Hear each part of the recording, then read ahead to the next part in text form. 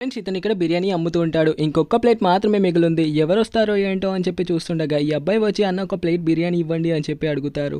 ఇస్తుండగానే ఇంకో అతనైతే వచ్చి అన్న ఒక ప్లేట్ బిర్యానీ ఇవ్వండి అంటే చాలా రోజుల తర్వాత వచ్చారు, ఎక్కడ వెళ్ళారన్నా అని చెప్పి ఇతనైతే బిర్యానీ ఇస్తూ ఉంటాడు.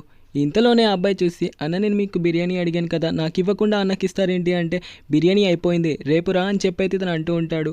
దాంతో అన్న నేను తినక 2 days అవుతుంది, ఇక్కడిక్కడ షాప్స్ కూడా లేవు, చాలా ఆకలిగా ఉందంటే అయితే నన్నేం చేయమంటావు, ఇక్కడి నుంచి వెళ్ళు అని చెప్పి అంటాడు.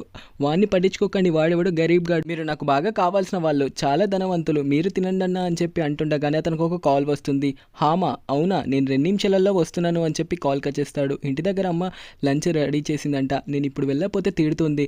ఈ అబ్బాయికి అయితే నా బిర్యానీ ప్లేట్ ఇచ్చేస్తాను, మీరేమనుకోకండి అని చెప్పి అంటే సరే అన్న అని చెప్పి అంటాడు. దాంతో ఇదిగో బయట తిను అని చెప్పి అతనైతే వెళ్ళిపోతుంటే నీకు లక్ చాలా బాగుంది అని చెప్పి లోపల వెళ్ళి తినమంటాడు. ఎప్పుడు ఆకలితో ఉన్న వాళ్ళని తక్కువ రెస్పెక్ట్తో చూడకండి. ప్లీజ్ ఈ వీడియో నచ్చితే సబ్స్క్రైబ్ చేసి కామెంట్ చేయండి.